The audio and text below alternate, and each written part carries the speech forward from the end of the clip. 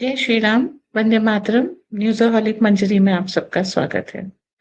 Russia और China एक game बदल रहे हैं। वो कौन सा गेम है? वो न्यूक्लियर गेम है। अब इसमें क्या हो रहा है कि इन्होंने 90% जो बिजनेस है पूरे न्यूक्लियर एम्पावरमेंट का, आ, ये कह लीजिए कि ग्रीन न्यूक्लियर एफर्ट मैं किसे कह रही हूँ, जिसमें न्यूक्लियर एनर्जी को यूज करके, टेक्नोलॉजी को यूज करके बिजली आदि बनाई जा रही है। तो ये टेक्नोलॉजी 90% रशिया और चाइना के पास है और ये विश्व के सभी देशों को ये चीज वितरित कर रहे हैं। अब इससे दो फायदे होते हैं। वो चाकू जो फल काटता है, सब्जी काटता है, उससे गला भी काट सकता है। इंसान की नीयत के ऊपर डिपेंड करता है। वैसे भी आप पाकिस्तानी जैसे आतंकवादी देश इसलिए कह रही हूँ कि खुद यूएस उनकी जिस तरह की तलाशी लेता है वो मजेदार है। ठीक है, एंडोस्कोपी कर डालता है पूरी। अब वो जो यूएस पाकिस्तान को न्यूक्लियर हथियार दे रहा है, ईरान के ऊपर इसलिए अटैक कर रहा है कि ईरान न्यूक्लियर पावर बन जाएगा। अभी तक बना है जी नहीं। वो यूरेनियम एनरिच कर रहे हैं। वो अभी मैं एक ईरानियन मिनिस्टर का जो आयतुल्ला खुमानी जी के रिप्रेजेंटेटिव हैं उनका सुन रही थी। वो कह रहे हैं कि नहीं, ईरान के सुप्रीम लीडर इसे हराम मानते हैं कि किसी भी देश के ऊपर न्यूक्लियर अटैक किया जाए, लेकिन हम न्यूक्लियर टेक्नोलॉजी अपनी बिजली की आपूर्ति को पूरा करने के लिए बना रहे हैं।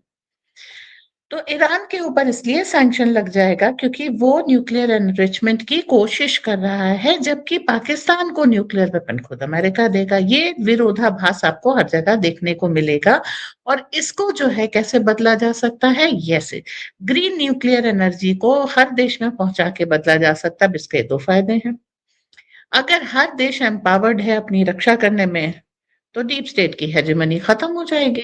मान लीजिए आप मादुरो की तरीके से उस देश के लीडर को उठा के ले गए, उसके बाद जो सेकेंड इन लाइन है वो आपके ऊपर न्यूक्लियर एनर्जी से अटैक कर सकता है। तो जब आपके पास चुकाने के लिए कुछ कीमत होती है, तो जो ये जांबाजी है ना, ये काफी हद तक कम हो जाती है। और यही डेटरेंस पूरे विश्व में पैदा करना जरूरी है, जो रशिया और चाइना कर रहा है। भारत क्यों नहीं कर रहा? अरे भाई, हम कृष्ण की भूमिका में रहते हैं। हम करता नहीं है, हम फलों की कर्म फल दाता है। ठीक है। तो अभी जो है जिस तरीके से हो रहा है, तो अब रशिया और चाइना उस चीज को फैसिलिटेट करने के लिए जो एंटायर न्यूक्लियर इकोसिस्टम है, from start to finish, from technology to building up the dome, वहां पर हर चीज वो दे रहे हैं। तो अब उससे क्या फायदा होगा? एक तो कईयों सौ साल का, सेंचुरी लॉन्ग डिपेंडेंस हो जाएगा कि आप हमेशा ही कभी न्यूक्लियर फ्यूल उनसे लेंगे, कभी अपग्रेडेड टेक्नोलॉजी लेंगे, कभी उसका मेंटेनेंस लेंगे। सब कुछ आपने वो कर दिया। तो आप जब अपनी एनर्जी नीड्स के लिए और अपनी सुरक्षा के लिए रशिया पे, चाइना पर डिपेंडेंट हो गए, तो डीप स्टेट का आपके यहाँ दखल बहुत कम होता जाएगा। क्यों? रशिया ने आज तक जो गलती की थी, रशिया उसको सुधार रहा है। क्या गलती की थी? नैरेटिव वॉर में वो नदारद था। उन्होंने जो भी नैरेटिव चलाया, रशियन में चलाया। बहुत कम लोगों को विश्व में रशियन आती है। उन्होंने नैरेटिव वॉर अपनी शुरू की है डिफरेंट न्यूज चैनल के थ्रू। आपको मालूम है टेलीग्राम पे स्ट्राइक आई थी? क्यों आई थी? क्योंकि वहां से रशिया अपना नैरेटिव चला रहा है। स्पटनिक नाम के बहुत सारे चैनल है, रशियन है, राइबर है, रशियन टीवी आरटी, और उसके बाद फिर राइबर इन इंग्लिश है, और इस तरीके से करके बहुत सारे प्रो रशियन टेलीग्राम चैनल्स चल रहे हैं, जिसमें न्यूज डीप स्टेट के जो फिल्टर्ड एजेंडास है उससे अलग न्यूज आ रही है। तो आपका काम क्या करना है? मैं किसी को नहीं कहती रशिया का भरोसा करिए, आप दोनों तरफ देखिए और अपने स्व विवेक का उपयोग कीजिए। तो अब डीप स्टेट दो तरीके से काम कर रहा था। एक तो नैरेटिव वॉर, मतलब आपने ईरान की रजीम को खतरा बना दिया और उसके बाद ईरान पे अटैक कर दिया। ठीक, दोनों चीज हैं। इन्होंने क्या किया? आप पैरेलल एक नैरेटिव खड़ा कर दिया। आप ईरान की रजीम को खतरा बताएंगे, वो उसके फायदे बता देंगे। ठीक है। अब जो बंदे हैं वो फंसने से पहले दोनों नैरेटिव सुन करके या तो कंफ्यूज हो जाएंगे, या फिर अपना जो भी उनके सूट करता है वो अपना फैसला करेंगे। तो इस तरीके से फैसला करने पर दो तीन फायदे होंगे कि डीप स्टेट की हेजेमनी टूट जाएगी। अब न्यूक्लियर पे वापस आते हैं।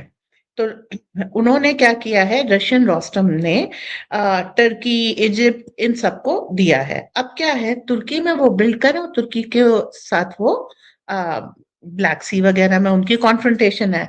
तो अब इसमें आप क्या कर सकते हैं, जो आप बिल्ड करें उसको आप धीरे धीरे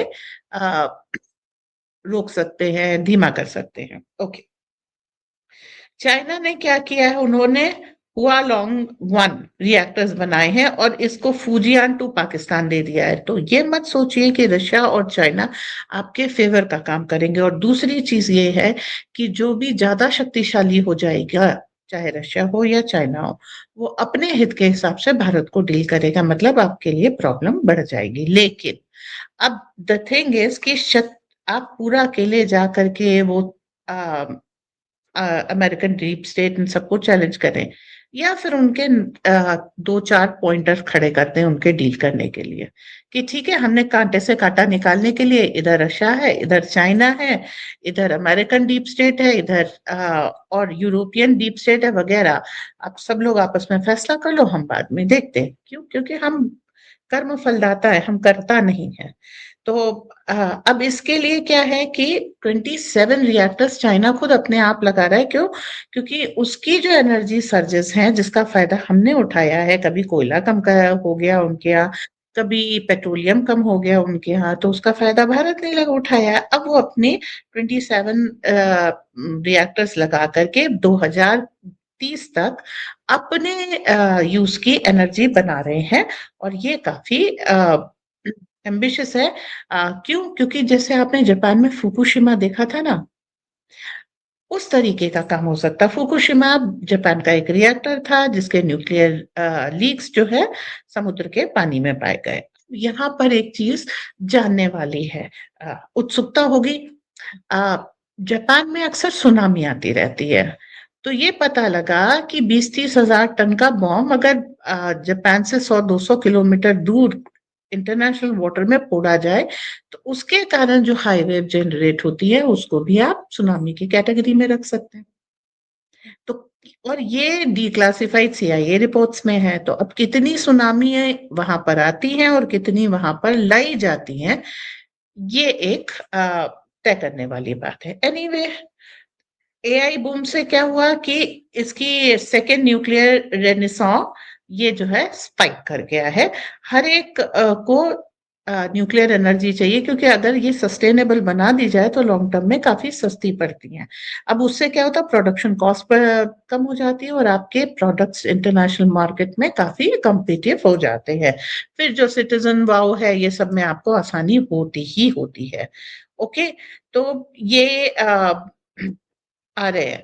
अब रशिया ने एक और काम किया। न्यूक्लियर तो एक तरफ हो गया, पूरे वर्ल्ड को एम्पावर करना हुआ। अब उन्होंने एक जेट ड्रोन वेस्टर्न डिफेंस के लिए निकाल दिया कि आप यूक्रेन में या कहीं भी रशिया से लड़ना चाहते हैं तो here is a jet drone. अब ये क्या है, यूएस जो हिमरस लॉन्चर प्रोवाइड कर रहा है, ये उसको भी काउंटर कर देता है। और इतनी सुंदर तरीके से करता है कि उनके पास ज्यादा रिएक्शन का टाइम नहीं है। देखिए, जितना बड़ा रिएक्शन टाइम होगा ना आपके पास, कि आपने कोई भी चीज देखी, जैसे ये ड्रोन आ रहा है, जेट ड्रोन आ रहा है, वो उसको आपने देखा, आपके पास एम लेकर के मारने का टाइम है। लेकिन अगर आपके पास रिएक्शन टाइम नहीं है, आपने देखा और आकर के फट गया। तो रिएक्शन टाइम जब कम होता है तो अटैक की संभावना और प्रिसीजन बढ़ जाता है। और जो रशिया के जेट ड्रोन है, वो इस रिएक्शन टाइम को कम कर दे रहे हैं, और इसके कारण जो ऑलरेडी स्ट्रगलिंग नेटो है वो और कमजोर होता जा रहा है। और पहले भी ये इन लोगों ने एक धमकी दी थी कि रशिया कुछ और जगह पर अटैक कर सकता है। वो देश जो अभी तक रशिया की लिस्ट में नहीं थे, धीरे धीरे आते जा रहे हैं। एक एस्टोनिया की सिटी है जो रशियन बॉर्डर पे है, नार्वा, उसको कह रहे हैं कि ये वल्नरेबल है, क्योंकि रशिया यहाँ पर अटैक करके अपने आप को स्थापित कर सकता है।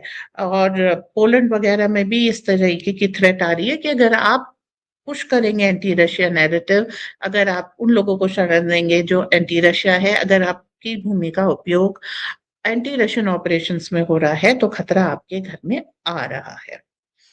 अब चाइना ने भी अपना गेम अप करना है, तो उन्होंने क्या किया कि चाइना के जो टैंकर्स हैं वो अब एंटी शिप मिसाइल लॉन्च कर सकते हैं, कि अगर वो मतलब सी टू लैंड में अगर आपका युद्ध हो रहा है और आपने समुद्र से कुछ लॉन्च किया, तो अब चाइना ने अपने टैंकर में ये वो है कि इस तरीके की जो अटैक लॉन्च करने वाले शिप हैं उनको उन चाइना की एंटी शिप मिसाइल जो उनके टैंकर से निकली है वो ध्वस्त कर सकती है।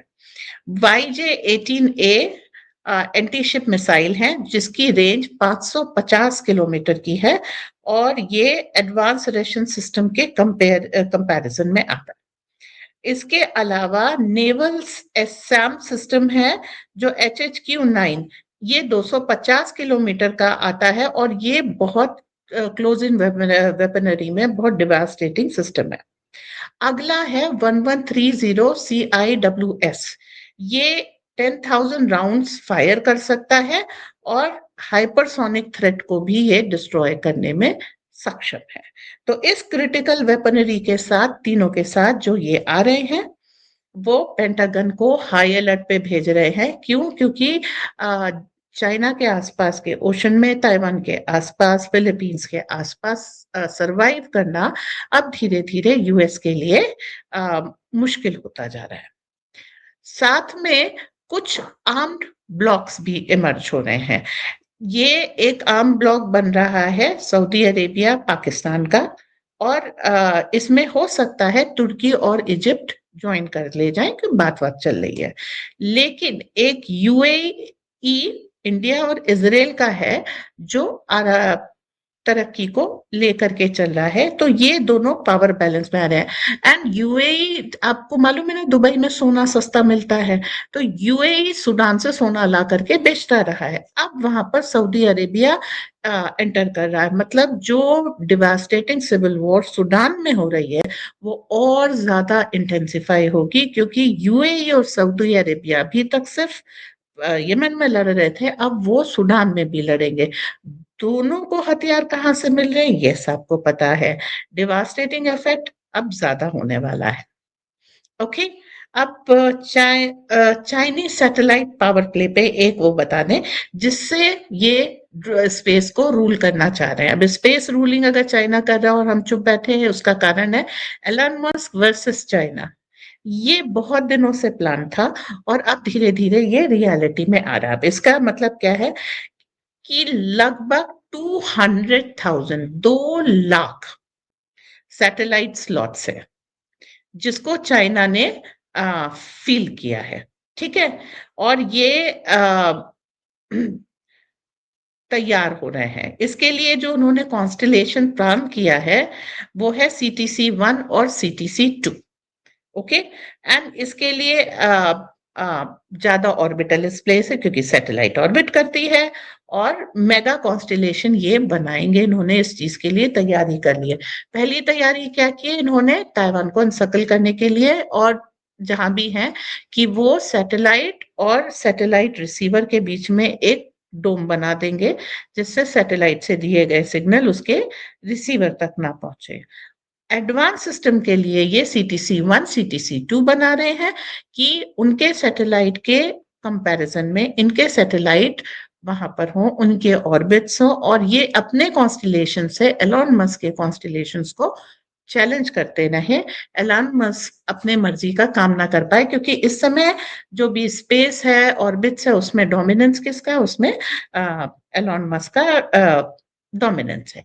अब सैटेलाइट भेजा है, international navigation, yes, international telecommunication, yes, ये सारी चीजें।